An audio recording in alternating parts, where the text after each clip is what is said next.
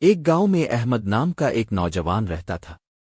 وہ شکل و صورت میں خوبصورت اور ذہین تھا، مگر اس کی سب سے بڑی کمزوری غرور تھی۔ اسے اپنی دولت، خوبصورتی اور ذہانت پر بہت ناز تھا۔ وہ گاؤں کے لوگوں سے ہمیشہ غرور سے بات کرتا اور خود کو سب سے بہتر سمجھتا تھا۔ احمد کے والد ایک نیک دل اور محنتی کسان تھے۔ وہ بیٹے کو ہمیشہ سمجھاتے کہ بیٹا، غرور انسان کو تباہ کر دیتا ہے، عاجزی اپناؤ مگر احمد ان کی بات کو ہنسی میں ٹال دیتا۔ ایک دن گاؤں میں ایک نیا استاد آیا۔ وہ نہایت علم والے اور شفیق انسان تھے۔ گاؤں کے سب لوگ ان سے علم حاصل کرنے لگے۔ احمد نے بھی فیصلہ کیا کہ وہ ان کے پاس جائے گا، لیکن اس نیت سے نہیں کہ کچھ سیکھے، بلکہ یہ دکھانے کے لیے کہ وہ سب سے زیادہ عقل مند ہے۔ پہلے دن ہی احمد نے استاد سے کہا، استاد جی، مجھے اب سے کچھ سیکھنے کی ضرورت نہیں، میں پہلے ہی سب جانتا ہوں۔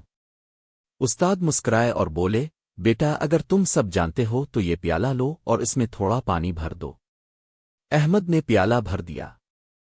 استاد نے کہا، اب اس میں اور پانی ڈالو۔ احمد نے حیران ہو کر کہا، استاد جی، اب اس میں اور پانی نہیں آ سکتا، یہ تو بھر گیا ہے۔ استاد نے نرمی سے جواب دیا، بالکل اسی طرح تمہارا دل بھی غرور سے بھرا ہوا ہے۔ جب تک اسے خالی نہیں کرو گے، علم تمہارے اندر داخل نہیں ہو سکتا۔ احمد شرمندہ ہو گیا۔ اسے احساس ہوا کہ اس کا غرور ہی اس کے سیکھنے میں رکاوٹ بن رہا ہے۔